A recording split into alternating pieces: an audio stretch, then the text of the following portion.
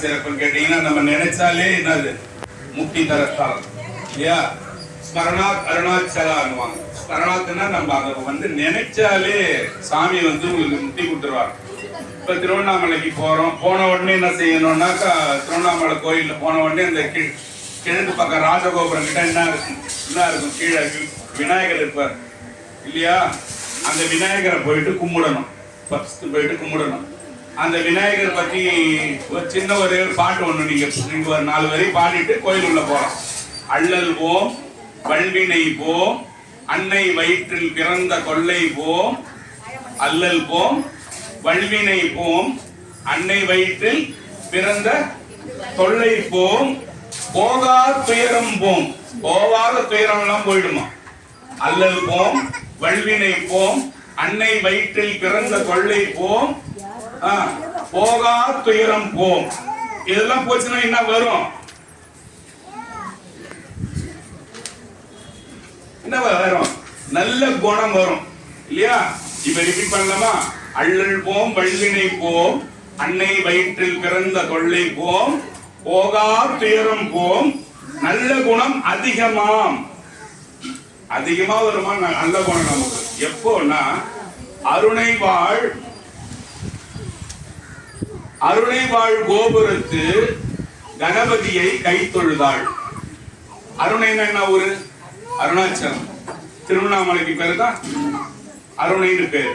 அள்ளல் போம் வல்வினை போம் அன்னை வயிற்றில் பிறந்த தொல்லை போம், போகா துயரம் போம். லாஸ்ட் லைன் என்னது? நல்ல குணம் அதிகமாம். அருணை வாழ் கணபதியை கை தொழுதால் பெறலாமே சொல்லிட்டு அவரை கும்பிட்டுட்டு அதிகார நந்தியை போய் கும்பிடணும். முதல்ல கடந்து ஓடக்கூடாது நம்ம பாட்டுக்கும். அதிகார நந்தியை கும்பிட சொல்லி சிவபெருமானே சொல்லி கொடுத்துருக்கிறார். அந்த கும்பிடாம என்ன வந்து பார்க்காதீங்கன்னுட்டு.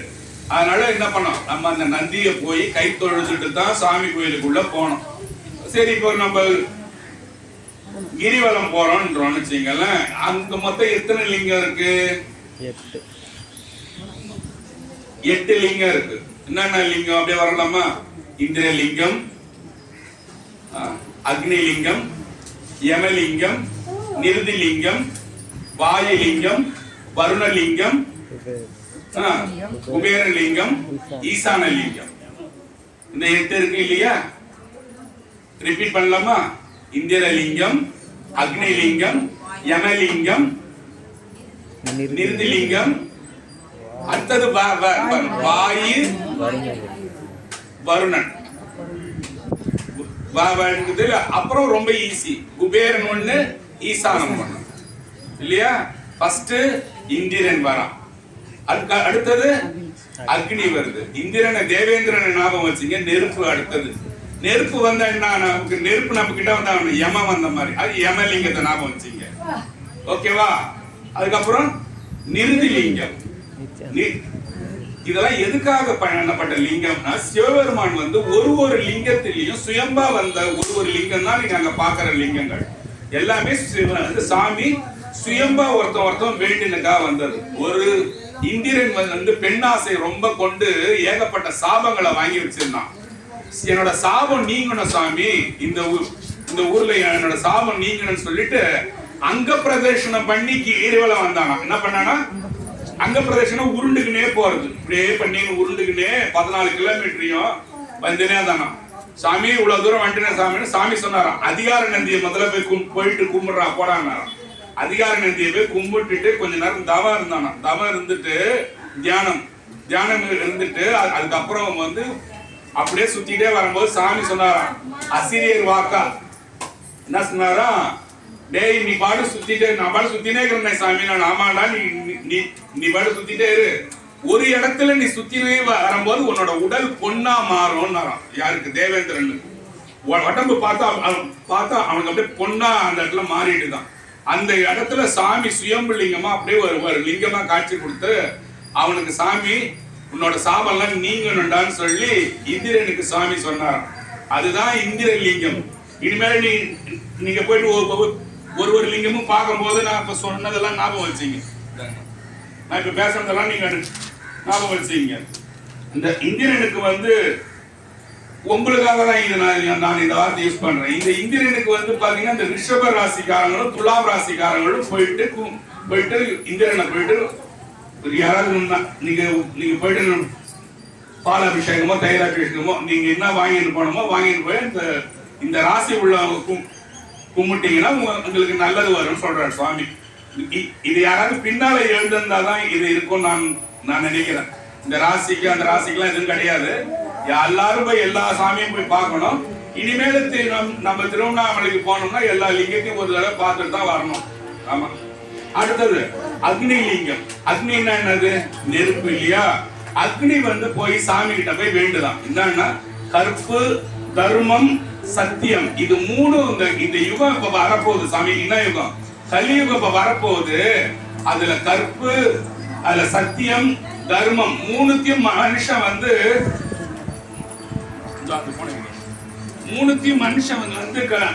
மோசமா இதுல மூணுத்திலயும் வந்து மக்கள் மோசமா போயிடுவாங்க சாமி. நான் இந்த பூலோகத்தை காப்பாத்துறதுக்கு நான் என்ன சாமி செய்யணும்னு அக்னியோட சார்பா அக்னி வந்து சிவபெருமான்கிட்ட போய் கேட்டுதான் இது மூணுத்தையும் நான் காக்கணும்னா நான் என்ன செய்யணும்? சாமி சொன்னாராம், தேவேந்திரன் வந்த மாதிரி நீயும் என்ன செய்யணும்? அங்க பிரதட்சணை செய்யணும். நீ சுத்தி வரணும். நீ ஒரு இடத்துல சுத்தி வரும்போது உன்னோட உடல் வந்து சீதளமா மாறும். சீதளம்னா குளிர்ச்சியா மாறிடும். ஒவ்வொருத்தவன் சாதாரண ஓடினாலே என்ன ஆகும்? உடம்பு சூடுதான் ஆகும் இல்லையா? நீ என்ன சுத்திட்டு வரும்போது அங்க பிரதட்சணை செய்யும் போது உடம்பு ஒரு இடத்துல வந்து சீத்தளமா உனக்கு மாறும். அங்க ஒரு தீர்த்தம் ஒண்ணு தோன்றும். அது வந்து அக்னி தீர்த்தம். இங்க பாருங்க, நீங்க அந்த கோயிலுக்கு நீங்க போனா நீங்க இதெல்லாம் பார்த்துக்கலாம். அக்னி தீர்த்தம் தோன்றும். அந்த அக்னி தீர்த்தத்துல மூழ்கி நீ எழுந்திரிச்சு வந்து கும்பிடு. நான் அந்த இடத்துல நான் சுயம்பா தோன்றுவேன்னு சொல்ல வேண்டிட்டாரு. இந்த அக்னிலிங்கத்துக்கு என்னத்தால நம்ம அபிஷேகம் பண்ணலன்னா எல்லா பழங்களும் வாங்கிட்டு போய் பஞ்சாமிர்தம் செஞ்சு அக்னி பகவான நம்ம போயிட்டு வழிபடணும். நம்ம ஃபர்ஸ்ட் என்ன லிங்கம் பார்த்தோம்? இந்திரலிங்கம் பார்த்தோம். இப்போ அக்னிலிங்கம் பார்த்தோம். இப்ப மூணாவது வந்து யமலிங்கம் இல்லையா? யமலிங்கம் வந்து இப்ப யமன் வந்து சிவபெருமான்கிட்ட போய் கேட்டானா, சாமி இது மாதிரி பூலோகத்துல எல்லாம் வாழற வரைக்கும் வாழறானுங்க, சந்தோஷமா இருக்கிறானுங்க, எல்லாம் என்னென்ன செஞ்சுக்கணுமோ செஞ்சுக்கிறானுங்க. நான் யார் வீட்லயோ யாரையா சாவடிச்சுட்டா என்ன கணவன் திட்டுறானுங்க. என்ன திட்டுறதால அவங்க சாபத்துக்கு ஆளாகிறாங்க. நீங்க எவனை திட்டுனீங்கன்னா உங்களுக்கு பாத்தீங்கன்னா பிரம்மகத்தி தோஷம்னு ஒண்ணு வந்து உருவாகுமா. அந்த தோஷம் நீங்க யமனை திட்டுறதால உங்களுக்கு ஏற்படுற தோஷம். அதை யமன் போய் சாமிகிட்ட சொன்னானா, சிவபெருமானே இந்த மாதிரி என்ன திட்டுறானுங்க, நீங்க கொடுத்த வேலையை நான் செய்யறதால மக்களுக்கு வந்து என்ன ஆகுதுன்னா தோஷம் ஏற்படுது. அந்த தோஷம் நீங்கிறதுக்கு நான் என்ன பண்ணணும்? சாமி கேட்கும்போது சாமி சொன்னாரா, அதிகார நந்தியை போய் பாரு திருவண்ணாமலைக்கு. ஏன் திருவண்ணாமலை எவ்வளவு சிறப்பானதுன்னு பாருங்க.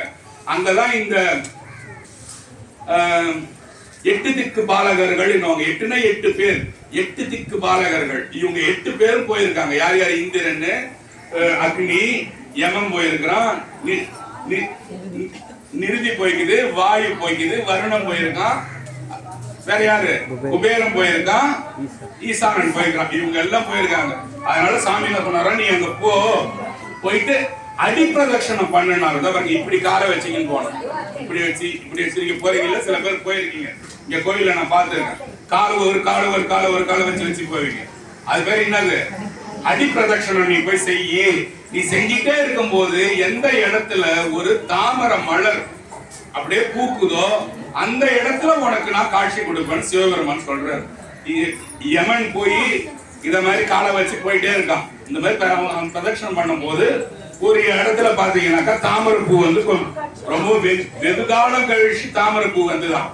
அங்க போய் வீட்டுல யாருக்காவது ரொம்ப உடம்பு சரியில்லைன்னா இளநீரை வாங்கி போய் யமலிங்கத்துக்கு அபிஷேகம் செஞ்சீங்கன்னா உங்களுக்கு கொஞ்சம் நாள் கொஞ்சம் கூடும். இத நீங்க எந்த நேரத்துல செய்யணும்னா யமகண்டத்துல போய் செய்யணும்ன்றாங்க. நீங்க எல்லாம் பாத்துக்கிறீங்க தான். நீங்க இது பெரட்டும் போது காலண்டர் பரட்டும் போது யமகண்டம் அதுல போய் செய்ய சொல்றாங்க. விருச்சிக ராசிக்காரங்க யமலிங்கத்தை கும்பிட்டா நல்லதுன்னு சொல்றாங்க. அடுத்த லிங்கம் நிருதி லிங்கம். பெண்களுக்காக, பெண்களின் வாழ்க்கைக்காக பாதுகாப்பாக அந்த லிங்கம் வந்து சாமி கிட்ட போய் கேக்குது. சாமி, இந்த யுகம் மக்கள் வந்து ரொம்ப மோசமான சூழ்நிலைக்கு போறாங்க, பெண்களோட பாதுகாப்புக்கு நான் என்ன செய்யணும்னு கேட்கும் போது நிறுதிக்கு சுவாமிகள் அந்த சாமி சொல்றாரு, அதே போலயே நீ போய் சாமியை கும்பிடு, அங்க போய் தியானம் இருன்றாரு. தியானம் இருந்த அப்புறமா சாமி இருக்கு எப்படி காட்சி தராருன்னா, இவருக்கு என்ன சொன்னாரு, இதுக்கு முன்னால அடி பிரதட்சணம் சொன்னார் இல்லையா, அதே மாதிரி அடி பிரதட்சணம் நீ போய் செய்யி. ஒரு இடத்துல நீ செய்யும் போது ஒரு குழந்தையோட சிரிப்பு சத்தம் உனக்கு கேட்கும்ன்ற சாமி. ஒரு குழந்தையோட சிரிப்பு சத்தம் உனக்கு கேட்கும்ன்றார். சிரிப்பு சத்தமும் ஒரு சலங்கையோட ஒளியும் கேட்கும்ன்றார். சல்லு சல்லு சல்லு சல்லு ஒரு சலங்கையோட ஒளி உனக்கு கேட்கும். அந்த இடத்துல நான் சுயம்பு லிங்கமா வருவேன். அதுதான் நீங்க பாக்குற நிறுத்தி லிங்கம். இவருக்கு வந்து என்னத்தால நீங்க பண்ணணும் அபிஷேகம்னா தேனால் அபிஷேகம் பண்ணணும். இவருக்கு தேனால பண்ணணும். முன்ன என்ன சொன்ன, இந்த காய்கறி பழம் இளநீர் சொன்ன, அது சொன்ன. இப்ப தேன். இப்ப நம்ம என்ன செய்யணும், நிறுதிலிங்கத்துக்கிட்ட போனா தேனால அபிஷேகம் பண்ணணும். இதுக்கு என்ன ராசி நீங்க கேட்டீங்கன்னா மேஷ ராசிக்கு உகந்ததுன்றாங்க. வருணலிங்கம். அதுக்கப்புறம் அருணன்னா என்னது, மழை. நம்ம ஏன் சாமியை வாழ்த்தணும்னா, நம்ம இங்க லாஸ்ட்ல ஒரு பாட்டு நீங்க பாடுறோம். நீங்க ஏதாவது பண்ணிக்கிறீங்களா, வான்முகில் வழாது பெய்ய, வான்முகில் வழாது பெய்யன்னா மழை ஓயாம பெய்யணும். மலிவளம் சுரக்க. மலிவளம்னா கீரை, காய்கறி, செடி இதெல்லாம் இருக்குது இல்லையா, இயற்கை வரம் இருக்குது இல்லையா, இதுதான் மலிவளம் சுரக்க. மன்னன் கோன்முறை அரசு செய்ய, குறைவில்லாது உயிர்கள் வாழ. எல்லா உயிர்களும் குறைவே இல்லாம வாழணும்.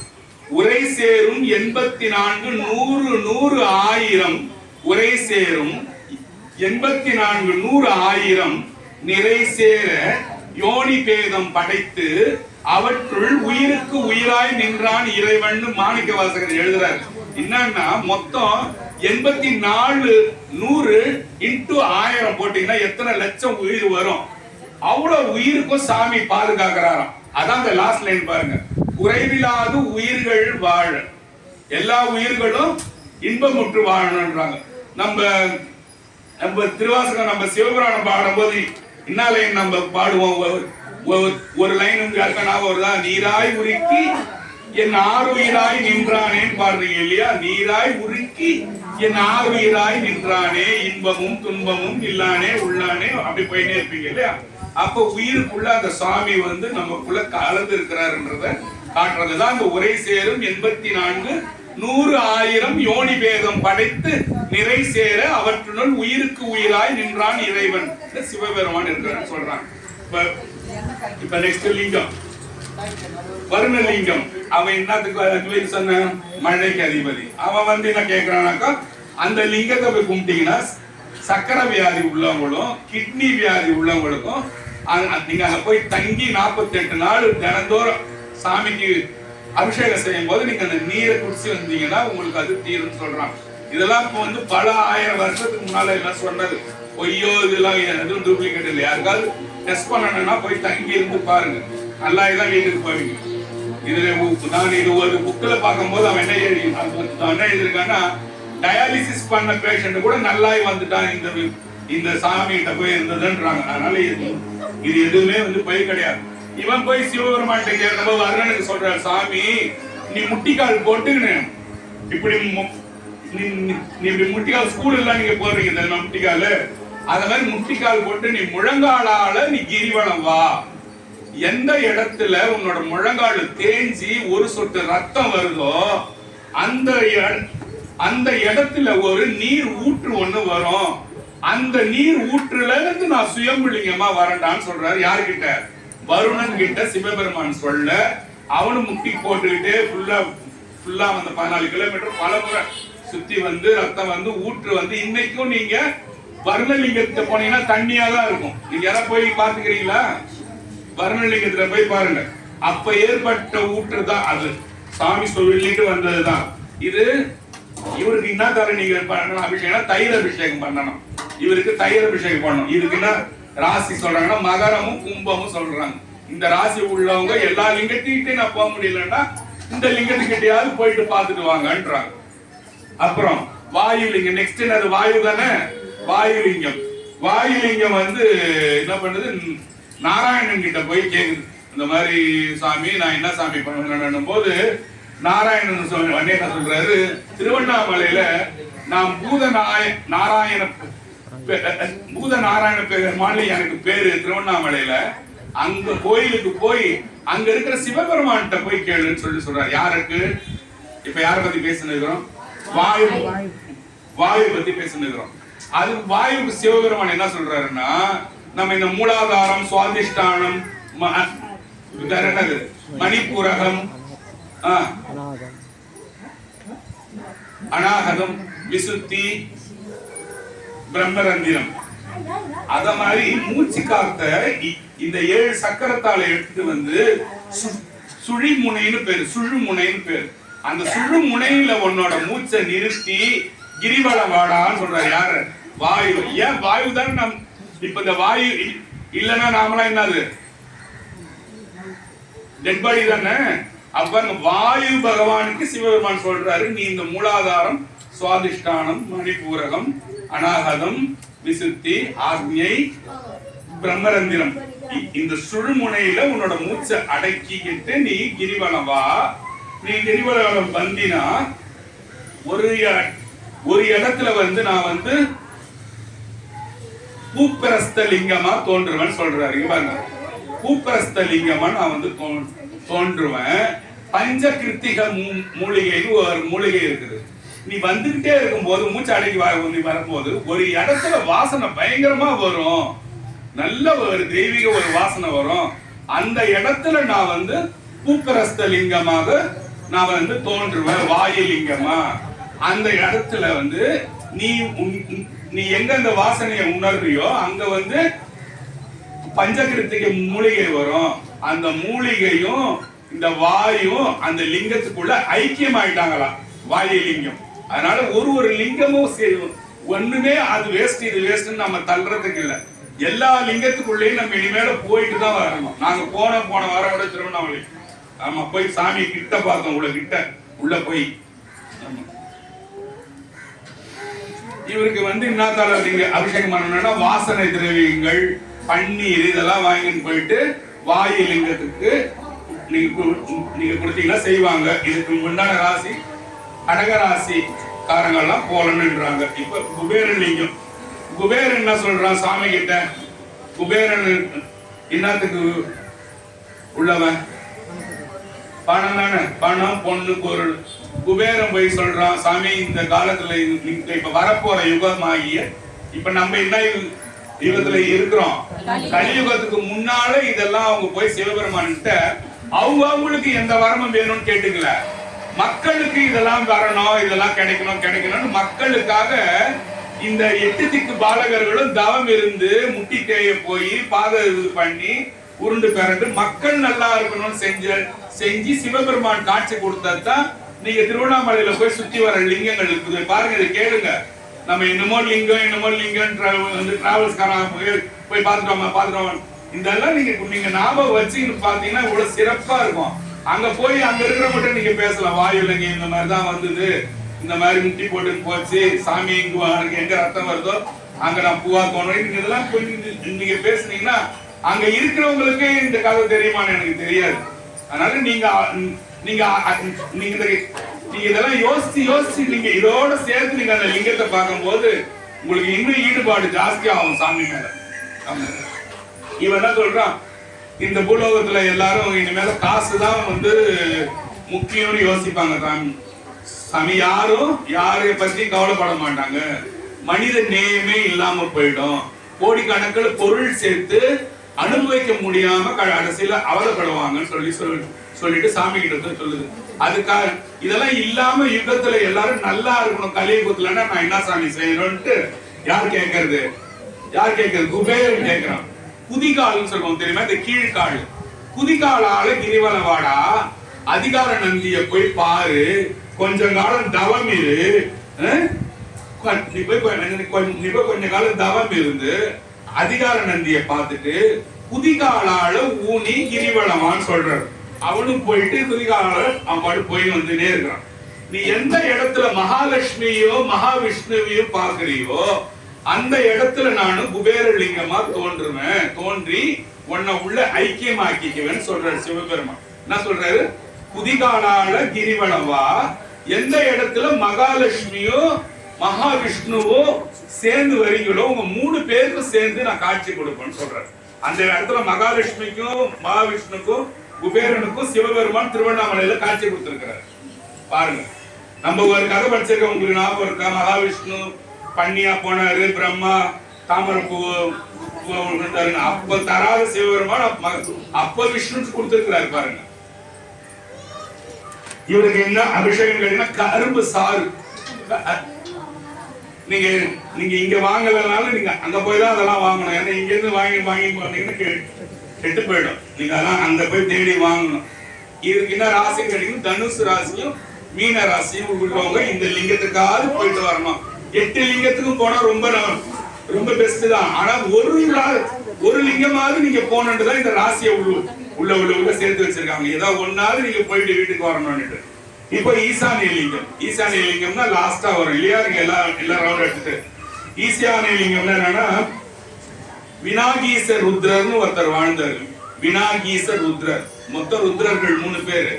அதுல விநாகீச ருத்ரர் என்றவருக்கு சாமி கிட்ட போய் கேட்கிறாரு, சாமி இந்த மாதிரி நான் உங்களோட ஐக்கியம் ஆயிடணும், நானு உங்களோட லிங்கத்துக்குள்ளே நானு ஐக்கியம் ஆயிடணும் சாமின்னு சொல்றாரு. நீ என்னோட ஐக்கியம் ஆகணும்னாக்கா நீ கண்ண மூடிக்கினே வரணும், நீ கண்ண மூடிக்கினே கிரிவலம் வரணும்னு சொல்றாரு.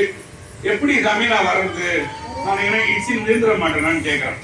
உன் பின்னால அதிகார நந்தி நடந்து வரண்டான்றாரு. பாருங்க, அவன் எவ்வளவு பெரிய ஆளு பாருங்க. ருத்ரனுக்கு சிவபெருமான் சொல்றாரு, கண்ண மூடிட்டே வாடா, நீ உனக்கு பின்னால அதிகார நந்தி வரும். அது வந்துனா என்ன வரும்? என்ன ஒரு சல்லு சத்தம் வரும் இல்லையா? அதிகார நந்தியோட சத்தம் வரும். ஒரு இடத்துல அதிகார நந்திக்கு ஆனந்தமாகி அழுவ தொடங்கும். ஆனந்த கண்ணீர் விட ஆரம்பிக்கும் நந்தி. அந்த இடத்துல உனக்கு நான் காட்சி கொடுக்குறேன். இவன் நான் நடந்து வந்துட்டே இருக்கிறான், மாடு சலசலன்னு சத்தம் போட்டுட்டே வருது பின்னால. அதை வச்சு இவன் அப்படியே போறான். நேரா போடும்போது ஆனந்த கண்ணீரோட அந்த நந்தி கத்துது பயங்கரமா. கத்துன உடனே இவனை கூப்பிடுது. இவனை கூப்பிட்டுட்டே எங்க பாடுறான்னு சொன்னபோது இடுகாட்டுல சிவபெருமான் மேலெல்லாம் விபூதி பூசின்னு ஆனந்த ஆடினாராம்.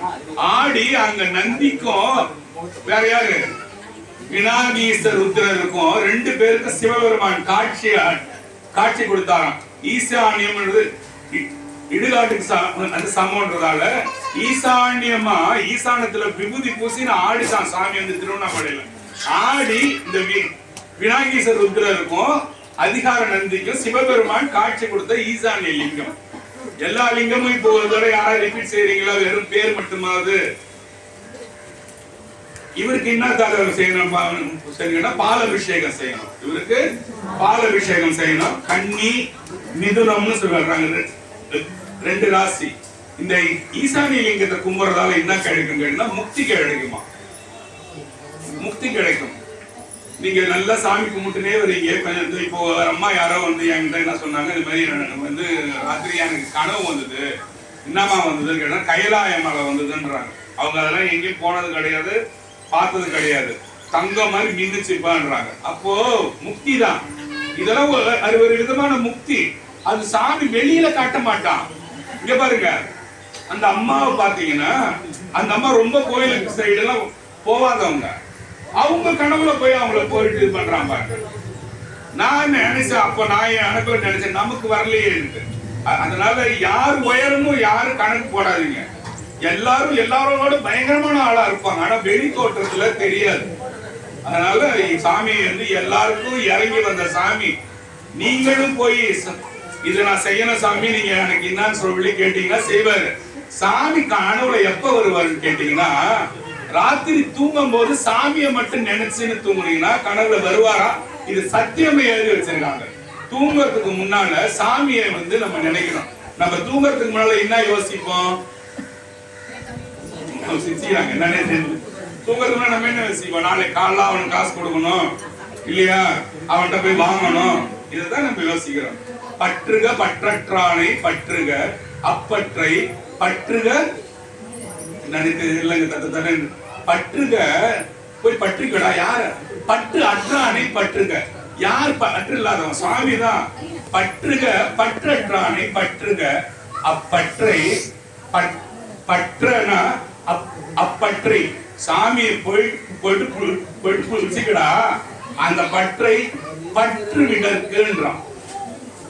கொஞ்சம் கொஞ்சமா உன்னோட பற்றெல்லாம் விடுறான். பற்று என்னும் எட்டின்றான். எட்டினா என்னது? எட்டினா என்னது? எட்டி பழுத்தால் என்ன, ஈயாதவன் வாழ்ந்தால் என்னன்னு கேட்பாங்க. எட்டிக்காண்டா நம்ம சாப்பிடுற பாவக்காய் மாதிரி ஒரு 200 தடவை கசப்பு அதிகமா இருக்குமா, அத சொல்றான். அந்த பற்றுக்கு, இந்த ஆசைக்கு, ஆசை வச்சுக்கிறது, உனக்குள்ள இருக்கிற ஆசை, நீ அந்த எட்டிக்காயை வச்சு சாப்பிட்டுக்கிற மாதிரிடா. அது அவ்வளவு கசப்பானது. ஆனா நீ அதுதான் இப்ப இனிப்பு நினைச்சு தின்னுக்கிறான். அதான் பற்றுக பற்றற்றானை பற்றுக அப்பற்றை பற்று விடற்கு இல்லையா. சாமி வந்து பற்று, நீங்க சாமி மேல பற்று வச்சீங்கன்னா அந்த மற்ற பற்றெல்லாம் கொஞ்சம் கொஞ்சமா போகும்னு சொல்றாங்க. அது நம்ம செய்யணும். என்னன்றி கொன்றார்க்கும் உய்வுண்டாம் உய்வில்லை செய்நன்றி கொண்ட மகற்கு. ஒரு சின்ன உதவி செஞ்சவனுக்கு நமக்கு போன வாரம் கூட சொன்னேன், காலத்தால் செய்த உதவி சிறிதெனினும் ஞானத்தின் மானப்பெரிதுன்னு சொன்னது. ஒரு சின்ன உதவி ஒருத்தன் செஞ்சிட்டாலே அவனுக்கு நம்ம விசுவாசமா இருக்கணும்னு நம்ம நினைக்கிறோம் இல்லையா. அப்ப என்னன்றி கொண்டார்க்கும் உய்வுண்டாம் உய்வில்லை செய் நன்றி கொண்ட மகற்கு. ஒருத்தவங்க செஞ்ச நன்றியை நீ மறந்துட்டினா அதுக்கு ஈடு எதுவுமே உனக்கு யாரும் உன்னை மன்னிக்கவே மாட்டாங்க. அப்ப சாமி உனக்கு என்னென்ன நன்றி செஞ்சிருக்காரு, என்னென்ன செஞ்சிருக்காரு? உள்ளம் பெருங்கோயில், ஊன் உடம்பு ஆலயம், ஊன் உடம்பு ஆலயம், வள்ளல் பிரானார்க்கு வாய் கோபுர வாசல், கள்ளப்புலனைந்தும் காணா மணி விளக்கு, தெள்ள தெளிந்தார்க்கு ஜீவன் சிவலிங்கம். சாமியே உள்ள இருக்கிறாரு. அப்ப சாமியை உள்ள வந்து நமக்காக வந்து உள்ள உட்கார்ந்து இருக்கிற சாமியோட செய் நன்றியை மறக்க முடியுமா? நம்ம மறக்கலாமா? இல்லதானே. கொஞ்ச நேரத்துக்கு முன்னால என்ன சொன்னாக்கா, அதுதான் உரை சேரும் 84 100 1000 உரை சேரும் 84 100 1000 யோனி பேதம் படைத்து நிறை சேர அவற்றுள் உயிருக்கு உயிராய் நின்றான் இறைவன். ஒரு உயிர் உள்ளே சாமி இருக்கிறான். எல்லா 1000 எத்தனை லட்சமா சொன்னேன்? 84 லட்சமா இல்ல 84 கோடியை வீட்டுல போய் போட்டு பாருங்க. 84 into 100 into 1000 அவ்வளவு உயிரினங்கள் இருக்கு இல்லையா. ஏன் இலைய பறிச்சு சாமிக்கு போடுறோம்? ஏன் இலைய கறியை கூட தான் போட்டு சாமிக்கு பூஜை போடுறோம். ஏன் செய்ய மாட்டோம்? உன்னதமானது முதன்மையானது என்னன்னு கேட்டீங்கன்னா, இந்த உலகத்துல கீரை காய்கறி செடி இல்லாம இந்த உலகம் வாழ்ந்துடுமா? வாழவே வாழாது இல்லையா. நம்ம என்ன சாப்பிடுறோம் காலையில? அங்கெல்லாம் பாக்காதீங்க, என்ன சாப்பிடுறோம்? இட்லி. எதுல அது வந்தது? அரிசி. மத்தியானம் சாப்பிடுறோம், என்ன வருது? பூ காய்கறி தான், கூட்டு எல்லாம் வைக்கிறீங்க இல்லையா, அததானே சாப்பிடுறோம். அத மாதிரி உன்னதமான பொருள் தான் சிவபெருமானுக்கு தரணும்னு சொல்லிட்டா வள்ளலார் சொன்னாரு. வாடிய பயிரை கண்ட போதெல்லாம் வாடினேன்னு சொன்னாரு. வாடிய மாடை சொல்லல, வாடிய ஆடைன்னு சொல்லல இல்லையா. ஆடை சொல்லல, மாடை சொல்லல. வாடிய பயிரை கண்ட போதெல்லாம் வாடினேன், நான் வாடனாத மாதிரிய பயிர் வந்து முதன்மையானது, இறைவனுக்கு போய் சேரக்கூடியது இல்ல. இப்ப சாமிக்கு இல்லாத்துல நைவேத்தியம் செய்யறாங்க, அரிசியில பூல தானே இப்ப சாமிக்கு போடுறாங்க மாலை. அப்ப அதனாலதான் சுந்தரர் பாடுறாரு, இளையால் அன்பால் ஏத்தம் அவர்க்கு நிலையா வாழ்வை நீத்தாரிடமாம் தலையால் தாழும் தவத்தோர்க்கு என்றும் தொலையால் செல்வம் சோற்றுதுறை. இந்த மாதிரி பாட்டு சொல்ல போல நீங்க என்ன பண்றீங்கன்னா, நீங்க இந்த மாதிரி பாட்டு நான் சொல்லி நீங்க நல்ல ரெஸ்ட் எடுத்துக்கிறீங்க. இப்படி எப்படி பாக்குறது?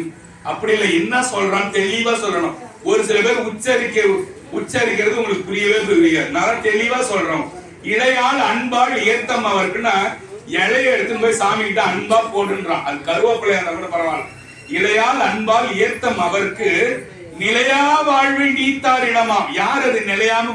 சாமியோட இடப்பக்கமே உட்காந்துக்கிறது யாரு? பார்வதி. நிலையாத வாழ்வு கொடுத்தாராம் சாமி. எதுக்காக? பார்வதி சிவபெருமானோட கண்ணை போய் மூடுறாங்க, உலகத்துல இருக்கிற பொருள் எல்லாம் இருண்டு போகுது. சாமி சாபம் கொடுக்கிறாரு பார்வதிக்கு, இறங்கி கீழே போன்னு சொல்லிட்டாரு. காஞ்சிபுரத்துக்கு வந்தாங்க இல்லையா?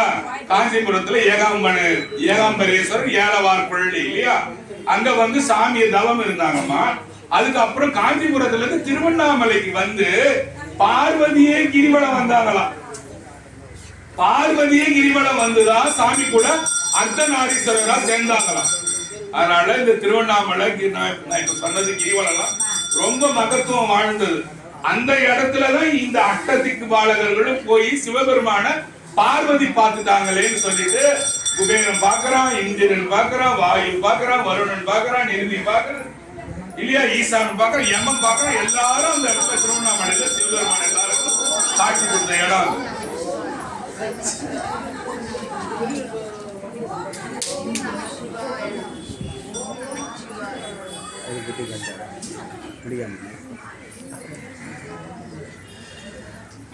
ரெண்டு ஒண்ணு சிவராத்திரிக்கு பாத்தீங்கன்னா நம்ம வந்து சாப்பிடாம இருக்கிற விரதமா இருக்கும். சிவபெருமான் நவராத்திரி யார் யாருக்கு? துர்கைக்கு 3 நாள் சொல்லுவீங்க, லட்சுமிக்கு 3 நாள் சொல்லுவீங்க, சரஸ்வதிக்கு 3 நாள் சொல்லுவீங்க இல்லையா? அந்த 9 நாள் நீங்க ஏதாவது சாப்பாடு இல்லாம காஞ்சின்னு இருப்பீங்களா? அப்ப சாப்பாட்டுக்கு குறைவே வராது. அதனால சிவபெருமான கும்பிட்டா கொஞ்சம் பட்டினி இருந்து பரிசு இருந்து கட்டுப்பாடு இருந்துதான் நீங்க சிவபெருமான போக முடியும். ஆனா பார்வதி கிட்ட போனீங்கன்னா நான் ஒரு தடவை என்ன சொன்னேன், நம்பினால் கெடுவதில்லை, இது 4 மறை தீர்ப்பு. அம்பிகையை கை தொழுதால் அதிக வரம் பெறலாம். அம்பிகையை கை தொழுவது அம்மானு வந்து இங்க கூட்டீங்கன்னா அம்பிகையை கை தொழுதால் அதிக வரம் பெறலாமா. சாமியை மட்டும் வந்து பார்க்க கூடாது. அத மாதிரிதான் சாமி மட்டும் வந்து பார்த்துட்டு ஒருத்தர் என்ன செஞ்சாருன்னா, ஒருத்தர் பிருகு முனிவர்னு பேரு, அவர் என்ன பண்ணாரு, வெறும் சிவபெருமான மட்டும் வந்து கும்பிட்டு போயிட்டாரு. அம்மா பக்கத்துல வந்து கேட்டாங்க, ஏங்க இவன் என்னங்க வெறும் உங்களை மட்டும் வந்து கும்பிடுறான், நான் ஒருத்தர் இருக்கிறேனே, நான் என்ன பார்க்கவே மாட்டானான்னு கேட்டாரு. கேட்கும்போது இல்ல அப்படிதான் என்னன்னு தெரியல பார்க்கலன்னும் போது அம்மா என்ன பண்ணாங்க, ஒரு நாள் 2 நாள் 3 நாள் பார்த்தாங்க. திரும்பி வரும்போது என்ன பண்ணாங்க, ஐயா கிட்ட நெருங்கி போயிட்டு உட்காந்துட்டாங்க. நீ இப்ப எப்படி அப்போ நான் பாக்குறேன். அவர் என்ன பண்ணாரு, வண்டுவா வந்து என்ன பண்ணாரு, சிவபெருமானோட ஜடாமுடியை மட்டும் சுத்திட்டு அவர் பாட்டுக்கு போயிட்டாரு. அம்மா என்ன பண்ணாங்க, நீ என்ன இவ்வளவு திமிரா இருக்கிறான்னு சொல்லிட்டு, உனக்குள்ள சக்தி இருந்தாதானடா நீ ஆட்டம் போடுவேன்ட்டு என்ன பண்ணாங்க, அந்த பிருகு முனிவரோட சக்தியை மட்டும் அம்மா எடுத்தாங்க. உடனே என்ன பண்ண, டமால கீழே வந்து விழுந்துட்டாரு. மனுஷனா தானே இருந்த மனுஷனா அந்த ஆளு வந்துட்டாரு. சிவபெருமான் மேல அளவில்லாத பாசம் வச்சிருந்த பிருகு முனிவர் பார்வதி சக்தி எடுத்த பிறகு டமால கீழே விழுந்ததால சிவபெருமானால விட்டு கொடுக்க முடியும். விட்டு கொடுக்காம என்ன செய்யறாருன்னா, பார்வதியை திட்டுறாரு. இட்டு ஒரு கோல் கொடுக்கிறாரு சிவபெருமான். சிவபெருமான் 2 பேர் கையில கோல் கொடுத்திருக்காரு. சுந்தரனுக்கு கொடுத்திருக்கிறாரு, 2வது இவருக்கு கொடுத்திருக்காரு பிருகு முனிவருக்கு. இவருக்கு சுந்தரருக்கு வந்து எங்க கொடுத்தாருன்னு கேட்டீங்கன்னா, திருவெண்பாக்கம்னு ஊர் இருக்குது. திருவெண்பாக்கத்துல கொடுத்தாரு, கோல் கொடுத்தாரு. தண்டம்னு பேர். இந்த முனிவெல்லாம் தவம் இருப்பாங்க தெரியுமா, இப்படி வச்சு தண்டம் பிழை உடன பொறுத்திடுவர் என்ற கால் பழி அதனை பாராமே பிழை உடன பொறுத்திடுவர் என்றடியே பிழைத்த கால் பழி அதனை பாராமே படலும் என் கண்மறை பித்தாய் குழை விரவு படிக்காதா கோயில் உள்ளாயோ என்ன உழை உடையான் உள்ளிருந்து உளோம் போகிறார்.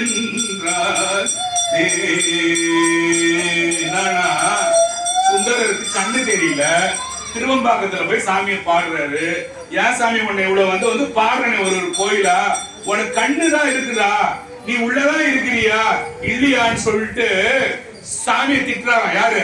சுந்தரர் திட்டினாராம். சாமிக்கு கோபம் வந்து போச்சு, உள்ளதாண்டா இருக்கிறான்னு சொல்லி தூக்கி அடிச்சாராம் ஒரு கோலம்.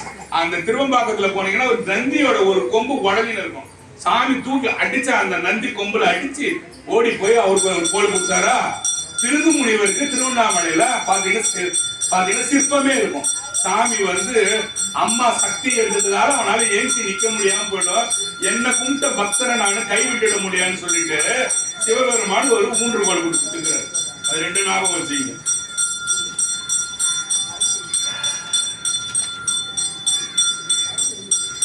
போதுமா? வச்சுக்கலாமா? இங்க வாங்க. திருவூர் சொல்றேன். போன முறை இங்க இந்த சூரிய கலை வந்துமா சூரியன் சந்திரன் வச்சாங்க சாமிக்கு. அந்த வெள்ளியில உள்ள அந்த சூரிய கலை வந்து பூ உங்களுக்கு எல்லாம் வாரி தரும் போது கையில கொடுக்கும் போது யாருக்கிட்ட வந்துடுச்சு. தெரிஞ்சோ தெரியாமலோ உங்க வீட்டுல இருந்ததுன்னா கொஞ்சம் அதை பார்த்து எடுத்துட்டு வந்து கொடுத்துருங்க. நம்ம அது நீங்க வாங்கினதுமே நீங்க கண்டிப்பா கொடுத்துட்டு தான் போயிருக்கணும். அது யார் கையில போச்சுன்னு நமக்கு தெரியல. அது சிவபெருமானோட சொத்து. யாருக்காவது தரத்துக்கு வெக்கமா இருக்கும் பட்சத்துல கோயில் பூட்டி இருக்கும் போது தூக்கி போட்டுருங்க. இந்த இடத்துல யாராவது நான் இவ்வளவு லேட்டா இருக்கிறது தரதால என்ன ஏதாவது அசிங்கமா நினைக்க போறாங்கன்னு சொல்லி யாராவது வெக்கப்பட்டீங்கன்னா தூக்கிட்டு வந்து அந்த சாமி கிட்ட போட்டுருங்க. நமக்கு அந்த பொருள் வேண்டாம் இல்லையா? நமக்கு அது தங்கத்திலே இருந்தாலும் கூட நமக்கு வேண்டாம். நம்ம எவ்வளவு காசு நமக்கு சாமி தராரு, 3 வேளை நல்லா தான் நம்ம சாப்பிடுறோம். அதனால நமக்கு அந்த பொருள் வேண்டாம். தெரிஞ்சோ தெரியாமலோ அது உங்க தப்பு இல்லை. யாராவது பூ தரும்போது எப்படியா தவறி வந்திருக்கும் பட்சத்துல கொஞ்சம் தயவு செய்து அதை எடுத்து வந்து கோயில் உள்ள போட்டுட்டு போயிடுங்க. யாரும் உங்களை எதுவும் கேட்க மாட்டாங்க. இப்போ இந்த மாதிரி பார்வதி கிட்ட சாமி கோச்சிக்கிட்டாருன்ற இல்லையா, கோச்சிக்கிட்டா அவங்க வந்துட்டாங்கன்ற இல்லையா, அதுக்காக திருவண்ணாமலையில திருவுடல் திருவிழான்னு ஒண்ணு வைப்பாங்க. யாராவது பார்த்திருக்கீங்களா? திருவுடல் கண்டால் மறுவுடல் இல்லைன்னு பாத்தீங்கன்னா எழுதி இருப்பாங்க. என்னன்னா ஊடல் சாமி கிட்ட அம்மா கோச்சிட்டு போயிடுவாங்க. அம்மா கோச்சின்னு போகும்போது என்ன பாத்தீங்கன்னா அந்த விழால பாத்தீங்கன்னா சிவபெருமான் வந்து இங்க இருப்பாரு. அம்மா உண்ணாமலை அம்மா என்ன செய்வாங்கன்னா உள்ள போய் கதை சாத்திக்குவாங்க. சுந்தரமூர்த்தி பெருமான் போவாரு 2 பேருக்குள்ள இருக்கிற பிரச்சனையை தீர்த்து வைக்க. சுந்தரமூர்த்தி போய் பேசுற மாதிரி பேசுறாங்க காட்டுவாங்க. அந்த திருவிழா போய் பாருங்க, கண் கொள்ளாத காட்சி. என்னைக்குன்னா தீபத்துக்கு மறுநாள் ஒரு தடவை, பொங்கலுக்கு மறுநாள் இந்த நாள் மாட்டு பொங்கல், மாட்டு பொங்கலுக்கும் வரும் இந்த மாதிரி ஊடல் திருவிழா வரும். அதை போய் பாருங்க, சுந்தரர் வர மாதிரி. அதுக்கப்புறம் இவங்க இந்த மாதிரி அவங்க போயிட்டு கதவை சாத்திக்கின பிறகு சாமி என்ன செய்வாருன்னா முருகர் கோயில் அங்க இருக்குது. அந்த கோயில்ல சிவபெருமான் போயிட்டு உட்காந்துக்குவாரு. குமரன் கோயில்னு பேரு, நீங்க போய் கேட்டு பாருங்க. அங்க சிவபெருமான் போய் உட்காந்துக்குவாரு. கோபமா போயிட்டு உட்காந்துக்குவாரு. அந்த கோபத்துல அங்க அவருக்கு அபிஷேகம் ஆராதனை எல்லாம் செஞ்சு சாயங்காலம் பாத்தீங்கன்னா சுந்தரரு, சிவபெருமான், பார்வதி 3 பேருமா கோயில்ல உட்காந்து நமக்கெல்லாம் காட்சி கொடுப்பாங்க. யாராவது வீட்டுக்காரர் கூட சேராம சண்டை சச்சரவு அப்படி ஏதாவது பிரச்சனை இருந்ததுன்னா திருவுடல் கண்டால் மறு ஊடல் இல்லைனாக்கா உங்களுக்கு எந்த சண்டை சச்சரவு பிரச்சனை எல்லாம் மறு ஊடல்னு பேரு. திருவுடல் விழா போய் பாக்குறவங்களுக்கு மறு ஊடல் கிடையாதுன்றது மனசுல ஞாபகம் வச்சுங்க. போதும்.